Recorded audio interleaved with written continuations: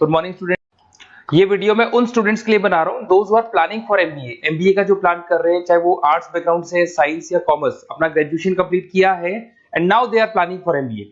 अपन इसमें चार चीजों को डिस्कस करेंगे। एमबीए विद इंटर्नशिप, इसमें 100% प्लेसमेंट गारंटी रहता है, क्योंकि स्टार्टिंग से फर्स्ट डे से जिस दिन आप कॉलेज ज्वाइन करते हो तब से इंटर्नशिप लग जाता है। इसको डिस्कस करेंगे। अबाउट मोर एजुकेशन, मेरी जो इंस्टीट्यूट है, मैं जो एमबीए का क्लासेस 2006 से दे रहा हूँ, इसके ऊपर डिटेल डिस्कशन करेंगे।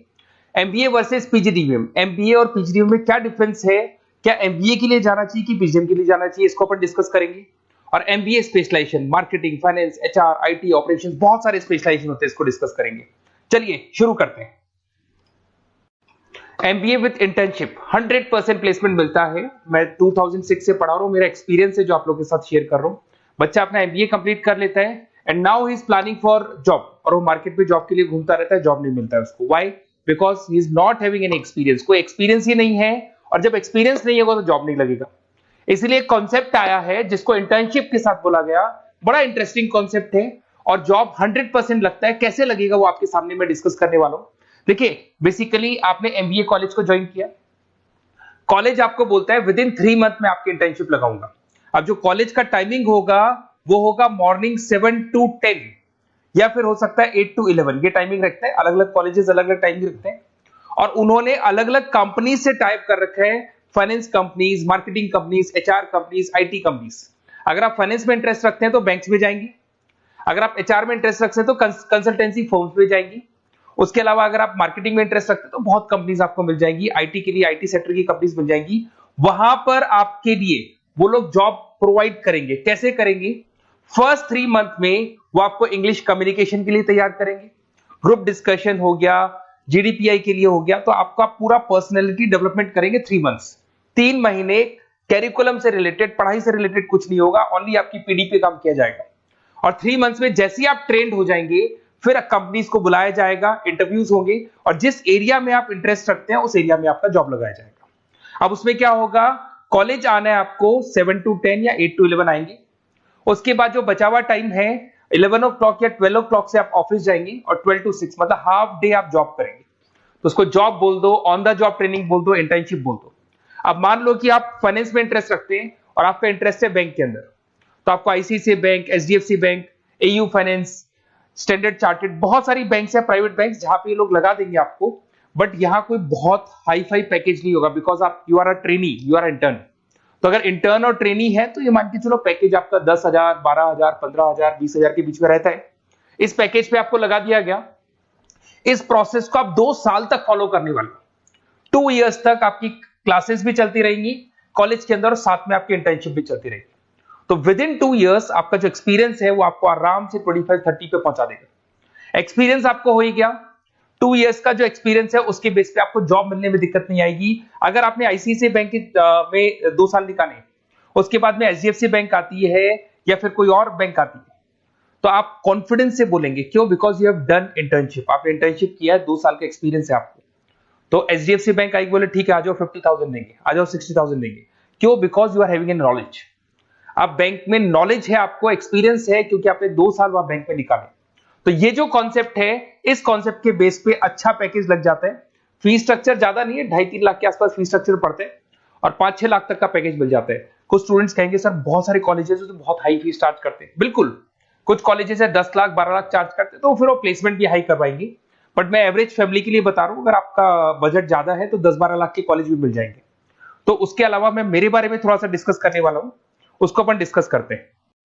थोड़ा सा मेरे बारे में और मेरी क्लासेस के बारे में बताता हूं। मेरा नाम पुनीत है, और बेसिकली मैं 2006 से एमबीए पढ़ा रहा हूं। मैं एज अ गेस्ट फैकल्टी अलग अलग कॉलेजेस में पढ़ा रहा हूं। ऑनलाइन, ऑफलाइन, रिकॉर्डेड, तीनों मोड पे मेरा क्लासेस चलता है। अब देखिए, ये पीडीएफ में डालने वाला हूं, पूरा पीडीएफ क्लिकेबल है। जहां भी आप क्लिक करेंगे आपको सब कुछ दिखाई देगा। इसमें से एक मैं आपको आईएम अहमदाबाद दिखाता हूं, basically dream college of every student who is doing MBA. तो मैं आईएम अहमदाबाद का ऑफिशियल कैंपस स्ट्रेटेजाइजर हूं, जहां मैं बच्चों को लेके जाता रहता हूं। दिख रहा होगा आपको। और ये देखो सर्टिफिकेट भी आपको दिखाई देगा, ऑफिशियली आईएम अहमदाबाद का सर्टिफिकेट दिखाई देगा आपको, जहां पर मैं कैंपस स्ट्रेटेजाइजर हूं। ये देखो आपको दिखाई दे रहा है, क्लिकेबल है ना, इसलिए क्लिक हो जाता है उसके ऊपर, और वो यूट्यूब पे लेके जाता है। वीडियोस भी बना रखे हैं मैंने। तो I am the campus treasurer of IIM Ahmedabad, Puneet more education आपको दिखाई दे रहा होगा। अच्छा, इसके अलावा सबसे इंपॉर्टेंट इसमें स्लाइड नंबर 10 पे जाना। बेसिकली आप MBA ज्वाइन करेंगे, मैं Goa, Birla city, water park तो लेके जाते रहता हूँ। स्लाइड नंबर 10 पे जब आप जाएंगे ना, तो MBA फर्स्ट सेमेस्टर मिलेगा आपको। बहुत से स्टूडेंट्स हैं those are from non commerce background. तो अगर आप नॉन कॉमर्स बैकग्राउंड से इस पर क्लिक करेंगे ना, जैसे ही क्लिक करेंगे आपके सामने वीडियो ओपन हो जाएगा और ये आपको यूट्यूब पे लेके जाएगा इस तरीके से, और ये वीडियो ओपन हो जाएगा, पूरी प्लेलिस्ट खुल जाएगी। इसमें पूरा अकाउंट्स बेसिक कवर है। अगर आप साइंस या आर्ट्स बैकग्राउंड से, तो आपके लिए तो बहुत बढ़िया है। तो PDF जरूर डाउनलोड कर लेना if you are planning for MBA।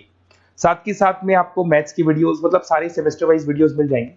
उसके अलावा मैं राइटर हूँ, 2006 से मैं बुक भी लिख रहा हूँ। देखो मैं आपको 1-2 बुक्स दिखाता हूँ और फिर मेरा पब्लिकेशन हाउस भी बताता हूँ मैं आप लोग को। देखो ये रहा, 2008 पे मैंने प्रोडक्शन ऑपरेशन मैनेजमेंट का बुक लिखा था, इंटरनेशनल फाइनेंशियल मैनेजमेंट का बुक लिखा था 2010 में। अच्छा, इसके अलावा मेरा एक वेबसाइट है morepublication.com।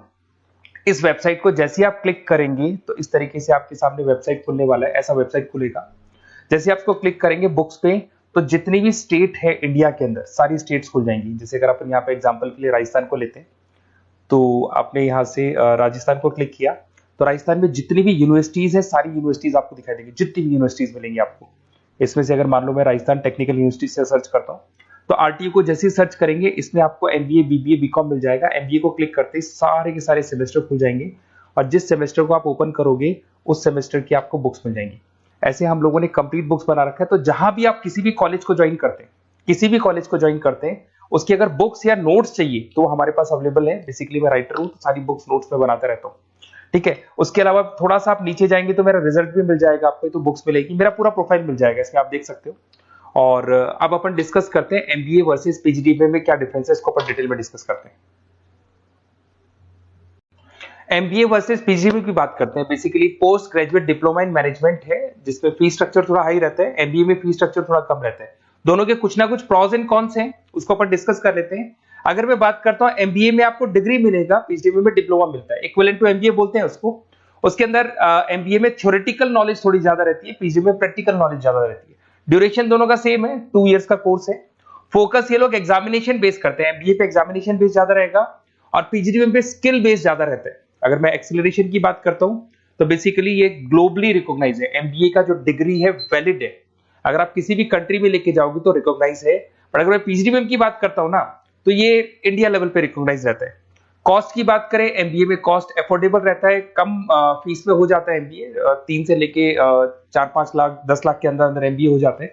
पर अगर PGDBA की बात करूं तो 6 लाख से लेके और बहुत हाई फीस तक जाता है PGDBA। अगर मैं पैकेजेस की बात करता हूं, तो MBA में थोड़ा सा पैकेज कम लगता है, क्योंकि फीस भी अपन कम पे कर रहे हैं। एज कंपेयर टू PGDBA में थोड़ा सा पैकेज ज्यादा हाई लगता है इसके अंदर। अच्छा, उसके अलावा अपन डिस्कस करने वाले थे स्पेशलाइजेशन।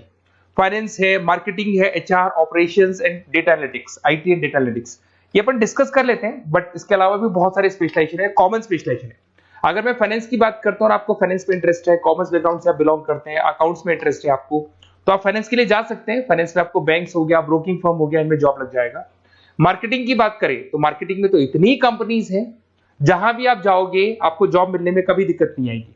HR की बात करते हैं, इसमें ह्यूमन रिसोर्स डेवलपमेंट का काम होता है। बेसिकली आपको रिक्रूटमेंट करना है, किसके लिए, किसको जॉब दिलवानी है, उसका इंटरव्यू लेना है, उसको अलग अलग जगह पे प्लेस करना है, उसका सैलरी डिसाइड करना है, सारा काम होता है। ऑपरेशंस की बात करते हैं तो बेसिकली यहाँ प्रोडक्शन से रिलेटेड मिलेगा आपको, ऑपरेशन एंड सप्लाई मैनेजमेंट। आप रॉ मटेरियल ला रहे हैं, उसको प्रोड्यूस कर रहे हैं और कस्टमर तक पहुंचा रहे हैं, वो सारा काम ऑपरेशंस में आते हैं।